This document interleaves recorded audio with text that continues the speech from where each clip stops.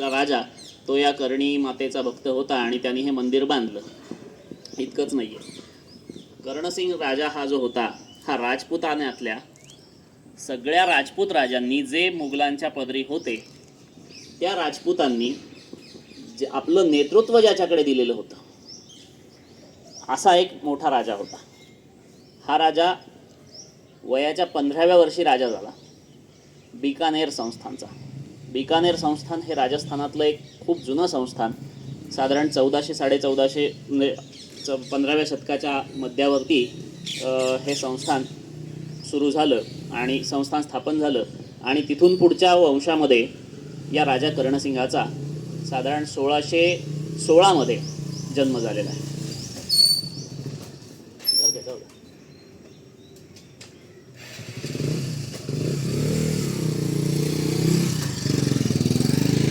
1616 मध्ये जन्मलेला हा राजा 1631 मध्ये गादीवर बसला. त्यावेळी बादशाह होता दिल्लीचा शहाजहान बादशाहच्या काळामध्ये आणि औरंगजेब अजून त्याची कारकीर्द सुरू व्हायची होती प्रत्यक्ष, त्यामुळे तोही शिक्षण आणि अशा याच्यामध्ये होता. औरंगजेबाशी राजपूत सरदार म्हणून सगळ्यात पहिल्यांदा कोणाचा थेट संपर्क आला असेल तर तो कर्णसिंगाचा आला आणि सगळ्यात पहिला बेबनाव कोणाचा झाला असेल तर तोही कर्णसिंगाचा झालेला आहे. आणि त्याची कहाणी मोठ्या रोचक आहे. सगळाच इतिहास आजच्या आपल्या ज्या सगळ्या संकल्पना असतात इतिहासाच्या तो सगळा असा गुडी कधीच नसतो. कारण ते शेवटी मारण्यासाठी लढण्यासाठी सत्तेसाठीच सगळे राजे महाराजे एकमेकांकडे प्रयत्न करत होते.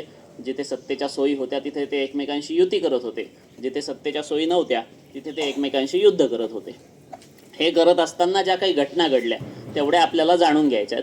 आपण आत्ता कर्णपुऱ्यामध्ये अशा ठिकाणी आहोत. पंचमुखी हनुमान मंदिर आपण सगळ्यांनी येताना बघितलं.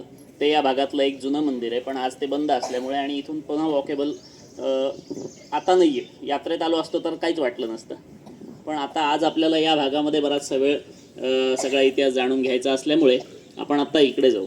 सगळ्यांना तेच वाटत असावं की आता हे मंदिराचं दार आहे, आपण मंदिराच्या दारातून आतमध्ये जाणार आहोत. असं नाही आहे, हे मंदिराचं दार नंतरचं आहे. मंदिराचं मुख्य प्रवेशद्वार कुठून आहे ते आत्ता आपण त्या भागाने तिकडे जाऊ. हे मंदिर चारही बाजूनी पूर्वीच्या काळी तटबंदी याला असली पाहिजे, कारण त्याचे तसे अवशेष आपल्याला दिसतात. मंदिराच्या समोर दीपमाळा असतात, या मंदिराच्या पाठीमागे दीपमाळा आहेत. मंदिराच्या जे आता सध्याचं देवीचं स्थान आहे ते देवीचं स्थान तुम्ही स्लॅबवर उभे असाल असं तुम्हाला वाटेल का, ते आता सगळ्या या गोष्टी आपण तिकडे जाऊन बघूया.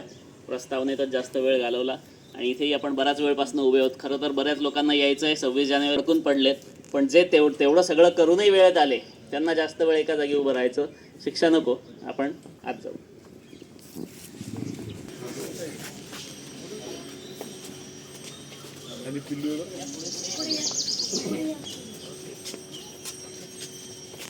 झाली असेल ती सगळी त्यांनी बांधलेली आहेत, पण त्यात एक चांगली गोष्ट की या इतिहासाच्या पाऊलखुणा त्यांनी शिल्लक ठेवलेल्या आहेत. त्या नगारखाना आहे, नगारखान्यातून आपण आतमध्ये जाऊ.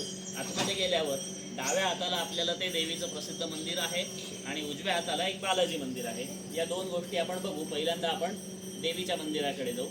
आता तिकडे आरती सुरू आहे, आरती हे करू आणि मग आपण पुढे कंटिन्यू करू.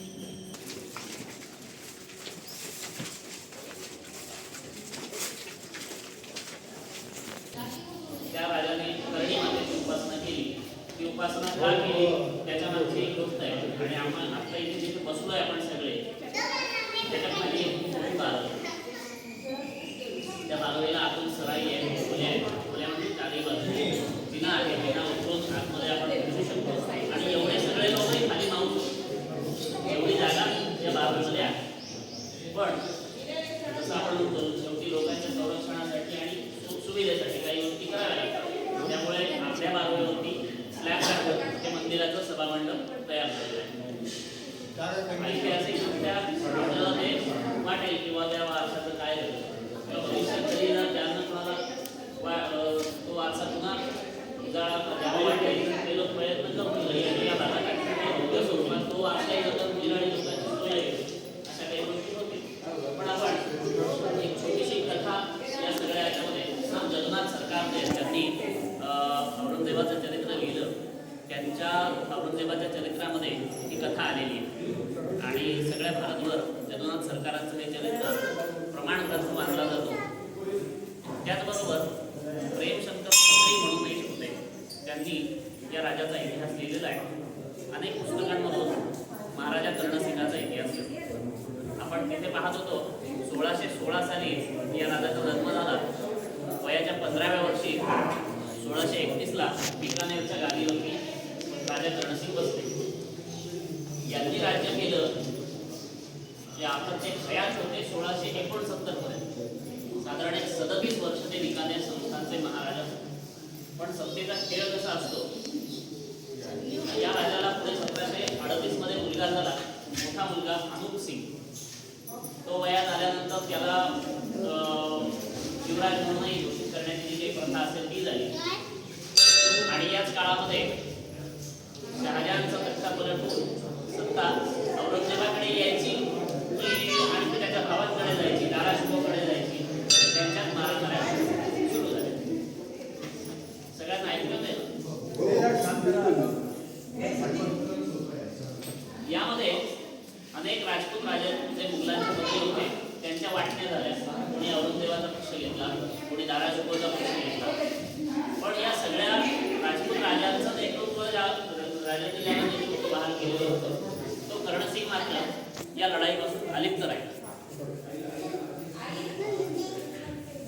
साधारण 1654ला हा कर्णसिंग राजा संभाजीनगरमध्ये आला औरंगजेबासोबत. औरंगजेब जेव्हा दुसऱ्यांदा सुभेदार म्हणून इथे आला. पहिल्यांदा औरंगजेब 1636ला दख्खनचा सुभेदार झाला. तो 1644 पर्यंत होता. 1644ला तर परत गेल्यानंतर अनेक मोहिमा औरंगजेबाने गाजवल्या आणि त्याच्यानंतर 1654ला शहाजहानने पुन्हा दख्खनचा सुभेदार म्हणून बादशाहला इकडे पाठवलं.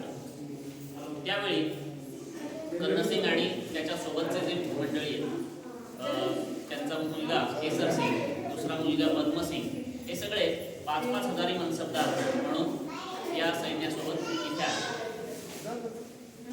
या भागामधल्याही ज्या काही लढाया असतील, आता दख्खनेमध्ये आल्यावर दख्खनेत आदिलशाहीची लढाई होती, कुतुबशाहीची लढाई होती, मराठ्यांची लढाई होती, अनेक गोष्टी सुरू होत्या सायमल्टेनियसली. इकडे शाहिस्ता खान पण होता आणि त्या कर्णसिंगाचा जो प्रभाव होता तो कायम राहिला. कर्णसिंग जेव्हा दिल्लीचा पॉवर गेम सुरू झाला,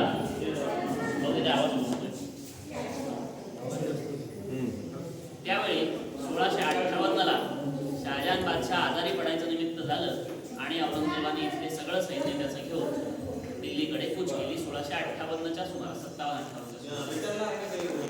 आणि अपेक्षा अशी की दाराशिको आणि औरंगजेबामध्ये आता संघर्ष होणार आहे. शहाजहानचं स्वतःचं मत दाराशिकोबद्दल होतं, त्यामुळे त्याचं पारडं दाराशिकोचं जड होईल असं वाटलं आहे त्यांना. त्यामुळे अनेक राजपूत सरदार दाराशिकोकडे गेले. दख्खनेतून ते सैन्य नेलेलं होतं, त्यातलेही अनेक सरदार काही दाराशिकोकडे गेले, काही लोक अलिप्त राहिले. त्या अलिप्त राहणाऱ्यांमध्ये कर्णसिंग मात्र त्यांच्यामध्ये भावांची जी काही सत्ता संघर्ष झाला, ती लढाई झाली. त्याच्यामध्ये औरंगजेब जिंकला, त्यांनी दाराशिकोचा खात्मा केला, दाराशिकोची कत्तल केली आणि शहाजहान बादशाहला किल्ल्यामध्ये कोंडून टाकलं आणि सत्ता सिंहासनावर तो बसला. यावेळी कर्णसिंग काय करत होता? कर्णसिंग सरळ बिकानेरला जाऊन आणि हे काही औरंगजेबाला आवडलं. दख्खनेत याने आपल्यासोबत काम केलं आणि आता या लढाईतून तो अलिप्त होता.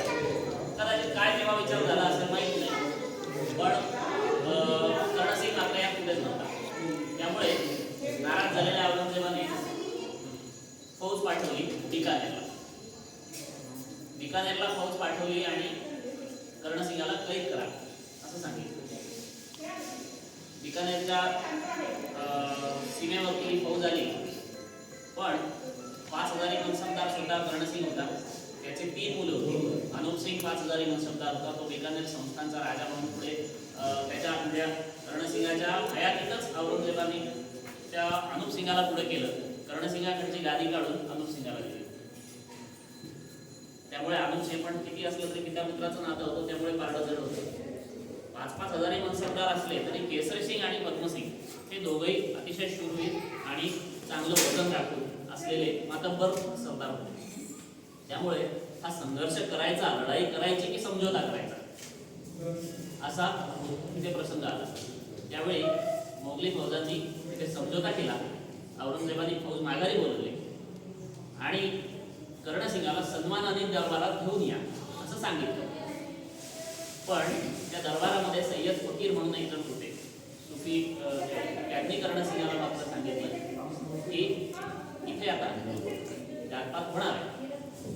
कर्णसिंग एकटा गेला. कर्णसिंगाने त्यावेळी पण सोबत केसरी सिंग आणि पद्मसिंग हे दोन आपली मुलं, अनुपसिंगला बिकानेरला ठेवलं आणि केसरी सिंग आणि पद्मसिंगला घेऊन दिल्ली दरबारामध्ये जातात. वर्णन राजपूतामधले राजपूत समाजामध्ये भाट गाण्याची स्पर्धा हे असते, तेव्हा परंपरा आहे. त्याच्यामधली वर्णनं किती आपण काव्यात आणि अतिरंजित समजले तरी सुद्धा एक घटना मात्र नक्कीच होती की तिथे कर्णसिंगाला बोलवलेलं होतं, तिथे त्याचा घातपात होणार होता दरबारामध्ये, पण तो काही झाला नाही. कारण केसरी सिंग आणि पद्मसिंग त्यांच्या सैन्यासहित दिल्लीत होते आणि ते स्वतः बादशाहसमोर आले. एका वेळी 3 सरदार मारणं हे कुठल्याही शहाण्या राजाने केलं नसतं. औरंगजेबाने तो शहाणपणाचा निर्णय घेतला आणि कर्णसिंग जिवंत राहिले. कर्णसिंगाची, केसरी सिंगाची आणि पद्मसिंगाची तिघांची रवानगी झाली तेव्हाच्या औरंगाबाद दख्खनच्या सुभ्यावर. आणि 1668 मध्ये ही घटना झाली आणि 1668 मध्ये हे 3 जण संभाजीनगरला आले, तेव्हाच्या औरंगाबादला. इथेही अनेक घटना झालेल्या आहेत. एकाच जागी बसून सगळं ऐकायचे फिरत ते आपण शिकवतो. पण ही जी घटना झाली ही औरंगजेब बादशाह झाल्याच्या नंतरची. कर्णसिंगाचं महत्त्व त्याच्याही आधी पण. कर्णसिंगाची एक पदवी होती, त्याला जंगलधर बादशाह म्हणायचं. जंगलधर बादशाह का बरं? त्या वाळवंटाचा राजा तो आपला, म्हणजे जिथे जिथे रेत पसरलेली आहे एवढ्या भागावरती प्रभाव त्या काळात कोणाचा असेल. पूर्वी महाराणा प्रताप होते अकबराच्या काळामध्ये, किंवा चित्तोड, मेवाड ही घराणी मोठी मोठी होती. पण ही सगळ्या घराण्यांचं महत्त्व कमी कमी होत गेलं. काही राजपूत घराणी जी होती ती मुघलांकडे जेव्हा सगळे राजपूतांना गेला त्यावेळी कमी जास्त, पण सगळ्यांचं एक परिषद होती, नेतृत्व होतं, ते कर्णसिंगाकडे आलं. म्हणून त्याला जंगलधर बादशाहची पदवी मिळाली. ती पदवी मिळाली त्याची पण घटना आहे, इतिहासाने ती व्यवस्थित नोंदवून ठेवली आहे. मुक्तखाबुल दुबाब नावाचं एक पुस्तक आहे, खाफी खान नावाचा इतिहासकार त्यांनी लिहिलेलं आहे. आणि मासिर लुब्रा नावाचं एक पुस्तक आहे. याच्यामध्ये या गोष्टी आहेत. त्या गोष्टी अशा आहेत की औरंगजेबाला सगळ्या राजपूतांना त्यांनी जेव्हा त्याच्या सैन्यामध्ये सुभेदार होता, शहाजहान बादशाहनी औरंगजेबाला युवराज होता, त्याला सगळ्या मोहिमांची, सगळ्या भारताची, त्यांच्या राज्याची माहिती व्हावी म्हणून वेगवेगळ्या मोहिमांवरती पाठवलं. अगदी बंगाल, आसामपासून काबूल कंदारपर्यंतच्या मोहिमा औरंगजेबाच्या नेतृत्वामध्ये लढल्या गेल्या. प्रत्यक्ष तो कुठे कुठे गेलाय ते माहिती वेगवेगळी असू शकते. पण काबूल कंदारच्या मोहिमेमध्ये जाऊन अफगाणांचा बिमोड करायचा आणि जमलंच तर इराणवरती स्वारी करायची, अशी मोहीम आखली गेली. याच्यामध्ये खूप मोठं सैन्य आणि ही घटना आहे साधारण एक 1644 ते 54 याच्या दरम्यान, जेव्हा औरंगजेब युवराज होता आणि आपल्या दख्खनेमध्ये दुसऱ्यांदा सुभेदार म्हणून तो यायचा होता, त्याच्या अगोदर हे सगळे लोक त्या मोहिमेवरती निघाले. सैन्य निघालं, महिने चालत गेले. अटक नदीच्या काठावरती या सगळ्या राजपूत राजांना कळलं की आता या ठिकाणी ही नदी पार केल्यानंतर सगळ्या राजपूत राजांना धर्मांतर करायचं असा फतवा निघणार आहे आणि सगळ्यांना औरंगजेब बादशाह धर्मांतर करून मुसलमान काय करायचं. त्यावेळी पुन्हा सगळे राजपूत राजे एकत्र आले. जंगलधर बादशाहाला म्हटले की काहीतरी तुम्ही करायचं काय. बादशाहाला बोलायची कोणाची हिंमत नव्हती, प्रत्यक्ष असं करणार आहे का. तेव्हा पुन्हा एक सुफी, त्यांचं नाव ग्रंथामध्ये येतं, त्यांच्याकडूनच ही बातमी कळाली होती की ही नदी पार करू नये, अटक नदी, जी आता आज पाकिस्तान, अफगाणिस्तानच्या त्या भागामध्ये आहे. आणि ही अटक नदी पार करायची नाही. मग करायचं काय. मग त्यांनी असं ठरवलं की सगळे जे मुख्य सरदार आहेत औरंगजेबाचे हे एकदा पलीकडे जाऊ दे, नदी ओलांडून जाऊ दे. पण निमित्त काय सांगायचं. योगायोग असा आला, त्याच दिवशी जयपूरचा जो राजा होता त्याची आई वारली. त्यामुळे सगळ्यांना सुतक पडली आणि हे सुतक 12 दिवस चालणार. हे कारण सगळ्यांनी सांगितलं की आमचा राणा आहे, राणाची आई गेली आणि 12 दिवसाचं सुतक आहे, तुम्ही सगळे नदी पार करून पुढं व्हा, आम्ही हे सुतक उडकून 12 दिवसात छावणी पुन्हा जॉईन करतो. औरंगजेबाने ठीक आहे परवानगी दिली. या सगळं सैन्य बाकी त्याच्यामधले जे काही मुस्लिम सरदार होते, दिल्लीतले होते, अफगाण होते, तुर्क होते आणि जे इराणकडं लढायला जाण्याच्या निमित्ताने जे सगळी तयारी होती, ही सगळी तयारी त्यांनी मोठमोठ्या नावांनी अटक नदी पार केली आणि हे सगळं सुतक इथे 12 दिवसाच्या निमित्ताने थांबलं. पुन्हा हे सगळे लोक एकत्र आले. कोणीतरी तिकडचं परत इकडे येऊ नये म्हणून या सगळ्या अटक नदी पार करण्याच्या नावा मोडायला पाहिजे. या नावा मोडायच्या कोणी, एवढी हिंमत कोण करणार? म्हणून पुन्हा त्या सगळ्या लोकांनी तुम्ही आमचे जंगलदर बादशाह आहे असं कर्णसिंगालाच विनंती केली. कर्णसिंग म्हणाला की ठीक आहे, मी ते जोखीम घेतो, कारण ती पुढं बादशाहची मर्जी खपा होणार आहे, सगळंच होणार आहे, आयुष्यभराची जोखीम आहे. तुम्ही माझ्याशी सगळ्यांनी एकनिष्ठ राहाल याची शपथ घ्या.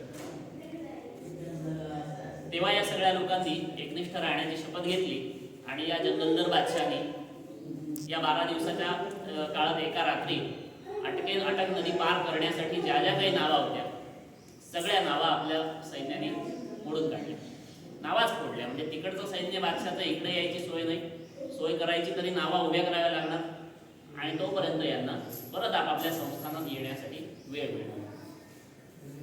मोठी विचित्र घटना होत्या आणि सैन्य एवढं हजारोचं सैन्य तिकडे फिरतंय आणि त्याच्यामध्ये मोठा उठाव आहे. औरंगजेबासाठी सुद्धा मोठी घटना होती. अर्थात औरंगजेब बादशाह असा होता, काय म्हणतात त्याला, थंडाकूर, अतिशय शांतपणे त्यांनी सगळा विचार केला.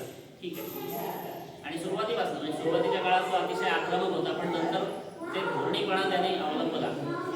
या घटनेमुळे 2 गोष्टी झाल्या. एकतर शहाजहान बादशाह जो दिल्लीत बसलेला होता तो नाराज झाला की औरंगजेबावरती आणि त्याने औरंगजेबाला दंड केला की सगळ्या राजपुतानातल्या या सैन्याला तू विनाकारणच बुडतो, हे असं करायला नाही पाहिजे. राजपुतांबद्दल आपलं धोरण सहिष्णू आहे आणि ते सहिष्णू धोरण कायम असलं पाहिजे. एवढं आक्रमक होऊन चालणार नाही आणि एवढं सगळं आपल्या राज्यात बंड झालं तर ते काही दिल्लीला परवडणार नाही. तेव्हा औरंगजेबाला बापाचा राग आलाच असेल, त्यात काही हे नाही. पण बिकानेरला हा कर्णसिंग परत आला. परत आल्यानंतर सगळे संस्थानिक आपापले परत आले आणि शहाजहान बादशाहने औरंगजेबाला दंड केला. या सगळ्या राजपूत राजांची समजूत काढली आणि तिथून पुढचं मग परत यांचा मेलमिलाप झाला आणि कर्णसिंग राजा 54 साली दख्खनेमध्ये औरंगजेबासोबत आला.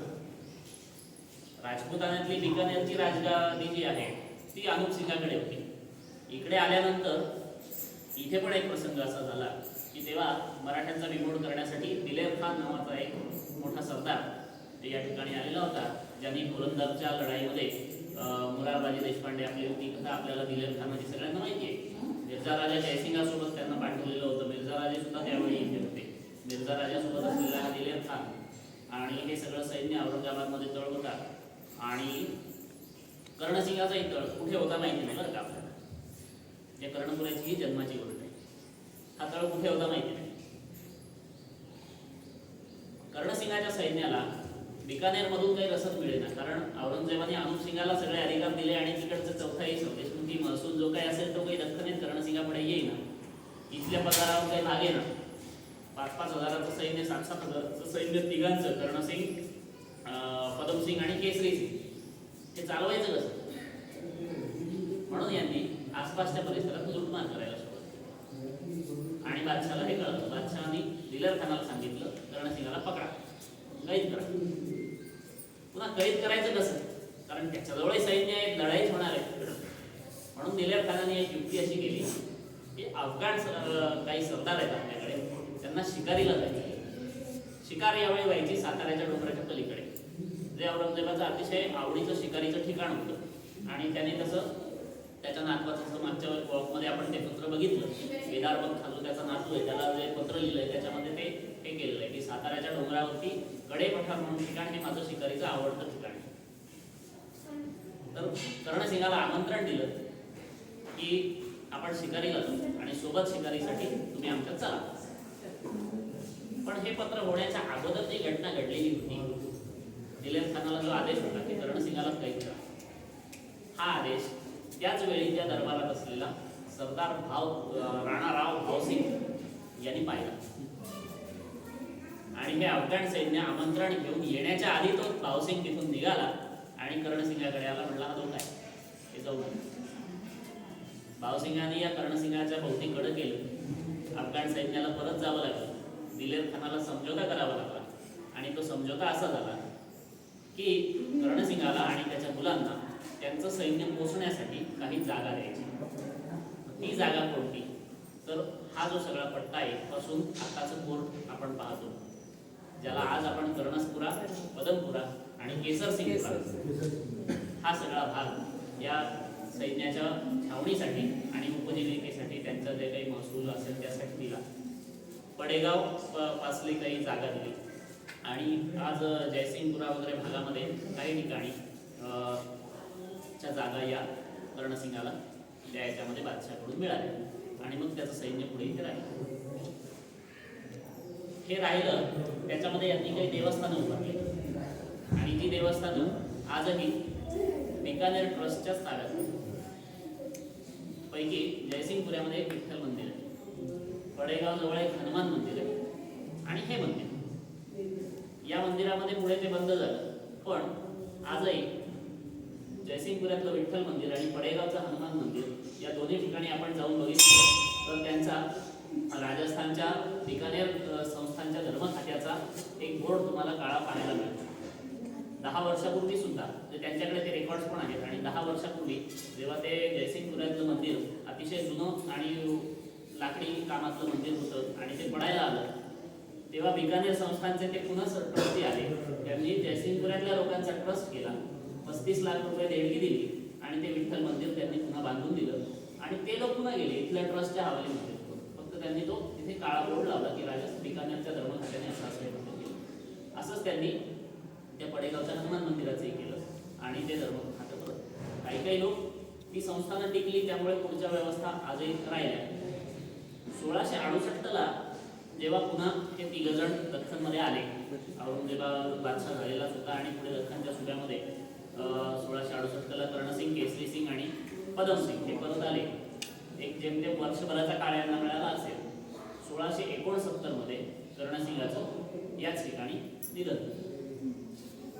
आपल्या पैठण रोडवरनं आपण श्रीहरीकडे जातो आणि एक वाळूजकडे जाणारा जो रिंग रोडला रस्ता लागतो त्याच्या उजव्या बाजूला बोलवाडीच्या शिवारामध्ये या कर्णसिंगाचा अंत्यविधी केला आणि तिथे कर्णसिंगाच्या नावे केसरीसिंग आणि पदमसिंग यांनी एक छत्री उभारली. अतिशय भव्य अशी मोठी छत्री ती तिथे आहे, ती आपल्याला बघायला मिळते. आणि पुढे केसरसिंगपुरा जो आहे याचा मुलगा केसरीसिंग जो सध्या कोर्टाची देवी नवरात्रात पुन्हा तिथेही सगळेजण जातात. रेणुकीचं मंदिर आहे तिथे, रेणुकीचं मंदिर नंतर झालं पण पूर्वीचं महादेव मंदिर, गणपती मंदिर जे आहे ते तिथे आहे.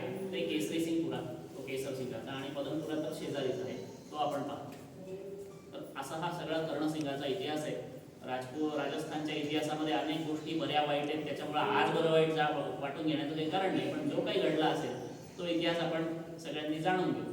बाकी तर त्याच्यातल्या चांगल्या गोष्टी काय घ्यायच्या आणि काय सोडून द्यायच्या हे आपल्याकडे प्रत्येकाला आपापला विवेक आहेच. आपण वस्ती होती पहिली, पण त्यांनी इथं काय उद्योग करा म्हणून देवाची स्थापना केली. त्यानंतर त्यांनी इथं 12 बांधले. एक हवामान रंगमान होता, समोर बगीचा होता, खांब नदी घालून बांध होती, तिथे घोडे होते, 4 घाट होते, मनवाडीपर्यंत अशी 3 नदीचं पात्र होतं. ते आता क्रोध झालं तर तिथे कमानीची दरी पण आहे, तिथं फिरायला जायचं अशी महाराज आणि असे 12 वाडं बांधले. कर्णपूर आहे इकडे एक महल आहे, दमडी म्हणून दगडात महल बांधलेलं आहे. पाहता येईल का आपल्याला सध्या शेतामध्ये पाहता येतं ना शेतामध्ये याला माहिती नाही बगीच्यामध्ये पण आता जे टँकरचे पाणी चालतं ना त्याच एकदा ती 12 नाही अलीकडे नदीच्या पलीकडे काहीच नाही. आणि हे बगीचा होता त्यांचा फिरायचा, तिथं असे नदीच्या खाली एक दरी बांधलेली आणि तिथं फिरायला जायचं आणि एक मोठी बार आहे. आता टँकरचं पाणी चालते, ती बारो पाण्यासाठी संख्येपेक्षा चांगली ती देवी नाण्यासाठी आंघोळीसाठी सौरमची बालक म्हणतोय आपण. हा इथं समोर जैन मंदिरचं ना, हा. तो बगीचा होता त्याच्या तिकडे. आणि खाली नदी वाहत होती, तिथं अशी कमानी बांधून ती फिरायला जायची. असे 12 कमानी बांधले जायचे. ते आहे अजून. हो आहे. त्याच्यापैकी आम्हाला तुम्ही सध्या काय काय दाखवू शकता आता जायचं काय इथे जवळ आलं आहे. एक 12 व्यापी त्याला मी स्लॅबवर टाकलं आणि आणि एक अर्धा तास चाला ना आमच्या सोबत जे जे शक्य असेल ते दाखवा आम्हाला. फक्त हे आहे हे पण आहे. आता आपण याच दाराने परत जाऊ. बाजूला पंचमुखी महादेव आहे ते करून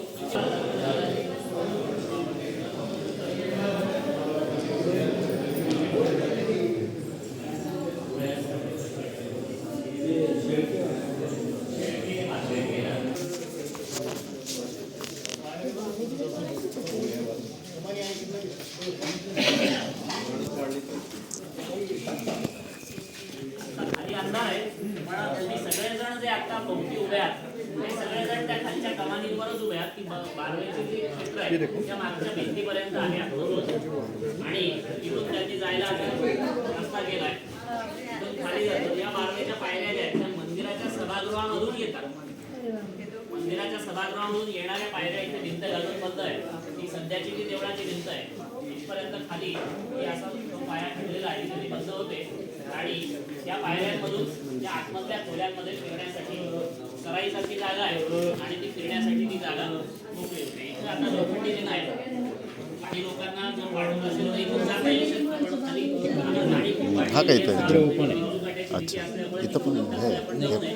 हे जाळीमध्ये हे काय हो ना लोकनियोजन आहे. ते तिथे हे नाही आहे जाळी नाही आहे. तिथून तुम्हाला चांगला काढता येईल फोटो. ते चोरबावडी आहे ना दालदाच्या मागे तशी सेम बरोबर. फिरता येते तिथे या ही खूपच मोठी आहे. हे चारी बाजूने बंद केल्यामुळे पंचायत झाली. पाहिली असेल.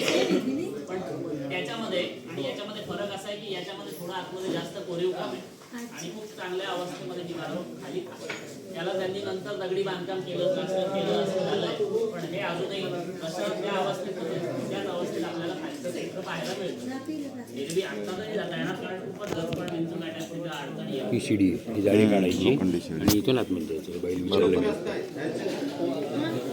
टॉर्च टाकून झाली टॉर्च कुठं? म्हणजे दिसेल आतलं. सांगा थोडं साफसफाई करा म्हणजे थोडंसं.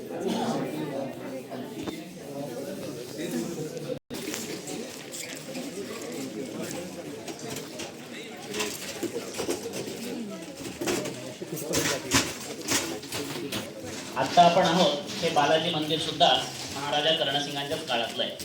महाराजा कर्णसिंगांनी त्यावेळी बादशहाच्या प्रकोपापासून वाचण्यासाठी जे त्यांना 4 दिवस बिकानेरवरचं आक्रमण होतं त्यावेळी त्यांनी जशी कर्णी मातेची उपासना केली आणि त्यांनी इथं आल्यावर हेच समजलं की जो काही आपला जीव वाचला बादशहाची अवकृपा होता होता आपण ज्या काही गोष्टी आपला जिवंत राहायला कारणीभूत ठरल्या त्यामागे ती कर्णी मातेची कृपा आहे.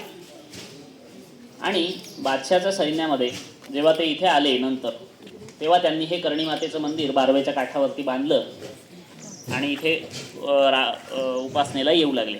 त्यांचा वाडा कुठे होता ते राहत कुठे होते याच्याबद्दल अवशेष कुठे पाहायला मिळत नाहीत हे लोक. कारण वस्त्या वाढत गेल्या आणि सेटलमेंट पॅटर्न बदलत जातात. दरवेळी लोक नवीन जुन्या गोष्टी पाडून नवीन वस्ती करतात. सगळं काही खाली खोदता येत नाही पण आपल्या शहर असं आहे की जिथे खोदाल तिथे अवशेष निघतील त्यामुळे कोणी खोदतच नाही. कारण आर्किओलॉजीचा पुन्हा नियम आला काही आला आपली आहे ती प्रॉपर्टी जायची. पण त्यावेळी राजा जेव्हा यायचा तो काही फक्त राजा स्वतः आणि त्याचं दैवत घेऊन यायचा असं नाही. त्याच्या सैन्यामध्ये तेव्हा व्यापारी असायचे. त्याच्या सैन्यामध्ये तेव्हा अनेक कारागीर असायचे. त्याच्या सैन्यामध्ये तेव्हा वेगवेगळ्या जाती धर्माचे जे जे लोक असतील ते सगळे लोक सोबतच घेऊन निघायचे. मग त्यांचे सेवा करणारे त्यांची पाणी भरणारे त्यांच्या वेगवेगळ्या पूजा अर्चा करणारे असे सगळे लोक त्यांच्या इवन काही लोकांच्या सैन्यामध्ये हिऱ्या बिरचा सोन्या चांदीचा व्यापार करणारे लोकसुद्धा होते. तेव्हा काही आजच्यासारखा सराफ बाजार नव्हता त्यामुळे गेलं दुकानात आणि सराफ स्वतः दागदागिने सगळं खिशात घेऊन राजाच्या सैन्यामध्ये जो राजा आपल्याला संरक्षण देऊ शकेल अशाच्या सैन्यामध्ये जायचे आणि तिथं बाजार लावायचे. त्यापैकी कुणाच्या तरी श्रद्धेमध्ये हे बालाजीचं असलं पाहिजे असा अंदाज. त्यापैकी कोणी तो बालाजीचा भक्त असेल आणि पुढे महाराजा कर्णसिंगाची सुद्धा या बालाजीवरती भक्ती झाली आणि या कर्णपुऱ्यामध्ये हे बालाजीचं मंदिर बांधलं गेलं. आता जसं आपण तिथे पाहिला तो नगारखाना आणि दरवाजा, तसा इथेही हा नगारखाना आणि दरवाजा आहे. तोही 3 खणाचा होता, हा पण 2 खणाचा नगारखाना आहे. बाजूचा वाडा कधी होता माहीत नाही, पण आता वरती घरं झाली आहेत आणि लोकांनी आपापली वस्ती केलेली आहे. या नगारखान्यातून आतमध्ये गेलो की उजव्या बाजूला आपल्याला ते बालाजीचं मंदिर पाहायला मिळेल. कर्णपुऱ्यामध्ये विजयादशमीच्या दिवशी या बालाजीची रथयात्रा निघते आणि ही रथयात्रा पाहण्यासाठी हजारो लोकांची गर्दी होते. महाराजा कर्णसिंगांनी स्वतः बनवलेला, त्या काळात बनवून घेतलेला हा रथ आपल्याला इथे पाहायला मिळतो. याला पूर्वी लाकडी चाकं होती, नंतर आता ती लाकडी चाकं ओढायला आणि लोक स्वतः ओढतात हा रथ, त्यामुळे ते जड जातं, म्हणून काही वर्षापूर्वी मग याला रबरी टायर आणि चाकं बसवली गेली. नंतर आता नवीन रथ पण केलाय, पण तो आता इथे दिसत नाही, कुठे ठेवलाय इथल्या कोणाला तरी. पुजारी काकांना माहिती असतं. हे पुजारी काका आहेत. या मंदिराची पूजा अर्चा आणि सगळी सांभाळ जो आहे तो काका करतात आणि त्यांचं इतरही बरंच मोठं कुटुंब इथे आहे. ते सगळे लोक या बालाजीची सेवा करतात आणि त्यामुळे आपल्याला हे सगळं पाहायला मिळतं. आपण सगळेजण आता मंदिरात जाऊ आणि दर्शन घेऊ. त्याच भागामध्ये थोडंसं आणखी या भागातल्या काही गोष्टी जाणून घेऊ. घेतला होता कॅमेरा 70-200 भेटली का 55-250? 55-250 मिळेल तर